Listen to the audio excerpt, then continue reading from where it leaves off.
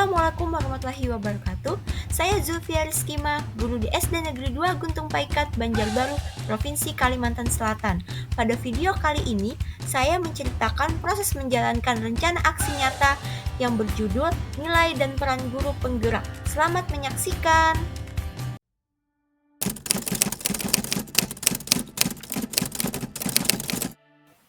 Yang pertama, refleksi diri, yaitu meluangkan waktu untuk merenungkan praktik pengajaran dengan mengevaluasi kekuatan dan kelemahan saya, serta mengidentifikasi hal-hal yang perlu ditingkatkan agar sebagai guru saya terus berkembang. Yang kedua, bacaan inspiratif, yaitu membaca buku setiap hari atau setiap minggu yang relevan dengan dunia pendidikan. Hal tersebut dapat memperluas pengetahuan dan memperbarui keterampilan saya. Yang ketiga, kolaborasi dengan sesama guru, yaitu menjalin hubungan dengan guru lain, baik di sekolah maupun di tempat lain untuk berbagi pengalaman, mendiskusikan ide, tantangan, strategi mengajar efektif, dan solusi bersama untuk meningkatkan praktik pengajaran saya.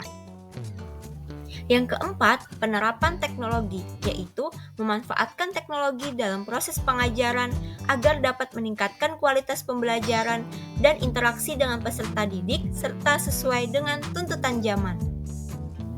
Yang kelima, mentoring dan dibimbing, yaitu mengikuti pembinaan baik dari kepala sekolah ataupun orang lain untuk mendapatkan arahan dan menjadi mentor bagi guru baru atau guru yang membutuhkan bantuan. Saya berbagi pengetahuan melalui komunitas belajar ceria di sekolah, yang mana saya sebagai koordinatornya. Yang keenam, partisipasi dalam pelatihan dan seminar, yaitu mencari dan mengikuti pelatihan atau workshop terkait dengan pengajaran dan pembelajaran. Aktivitas ini dapat memberi saya wawasan baru, peningkatan keterampilan, dan pengetahuan. Yang ketujuh, kontinuitas belajar, yaitu belajar sebagai gaya hidup sehingga saya memiliki pemikiran terbuka untuk terus belajar hal-hal baru, terutama dalam hal yang dapat meningkatkan kualitas pengajaran.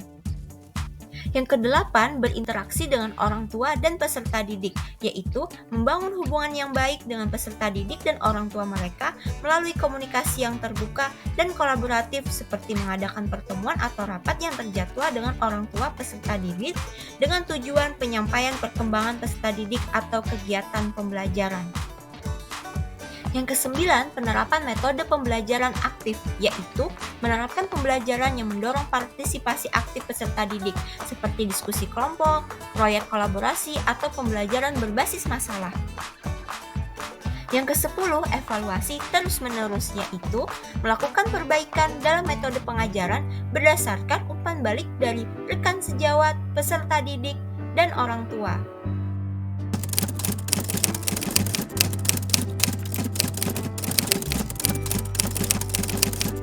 Perasaan yang saya rasakan ketika menjalankan proses pengembangan diri adalah yang pertama, kepuasan karena hasil dari upaya yang sudah dilakukan.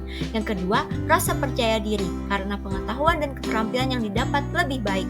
Yang ketiga, meningkatnya motivasi karena hasil yang didapat membuat saya termotivasi untuk mencapai lebih banyak hal dan memberikan dampak positif bagi diri sendiri dan lingkungan sekitar. Yang keempat, keterhubungan emosional karena dengan melakukan beragam kegiatan pengembangan diri terkait nilai dan peran guru penggerak, saya merasa lebih terhubung secara emosional dengan profesi guru, sehingga saya memiliki rasa yang kuat untuk memberikan yang terbaik terhadap pekerjaan. Yang kelima, rasa bahagia dan keseimbangan karena dengan melakukan pengembangan diri, saya merasa lebih harmonis antara kehidupan pribadi dan profesional yang berdampak positif pada kesejahteraan kehidupan saya. Ide atau gagasan yang timbul ketika menjalankan proses pengembangan diri adalah yang pertama, mengembangkan materi pelajaran inovatif, yang kedua, membangun keterampilan manajemen kelas, yang ketiga, mendukung peningkatan keterampilan komunikasi, yang keempat, menggunakan teknologi pendidikan dengan lebih efektif, yang kelima, menerapkan program konseling dan pembinaan pribadi, dan yang keenam, mengadakan proyek kolaboratif antar kelas atau sekolah. Pembelajaran yang dapat saya ambil dari proses pengembangan diri ini adalah yang pertama, keterampilan manajemen waktu, yang kedua, keterampilan komunikasi yang efektif, yang ketiga, kemampuan pemecahan masalah, yang keempat, pemahaman yang lebih dalam tentang pendidikan inklusif. Yang kelima, keterampilan kepemimpinan.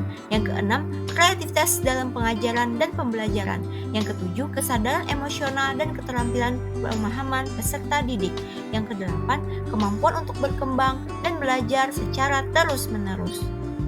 Dampak positif yang paling saya rasakan adalah pertama, peningkatan kepuasan pribadi. Yang kedua, kemampuan mengelola tantangan dengan lebih baik. Yang ketiga, peningkatan kualitas pengajaran. Yang keempat, hubungan yang lebih baik dengan peserta didik dan rekan kerja. Yang kelima, peningkatan rasa percaya diri. Yang keenam, peningkatan pemahaman terhadap pembelajaran. Yang ketujuh, dukungan lebih besar dari orang tua dan masyarakat. Sekian cerita proses menjalankan rencana aksi nyata saya. Terima kasih sudah menyaksikan. Salam guru penggerak, tergerak, bergerak, dan menggerakkan.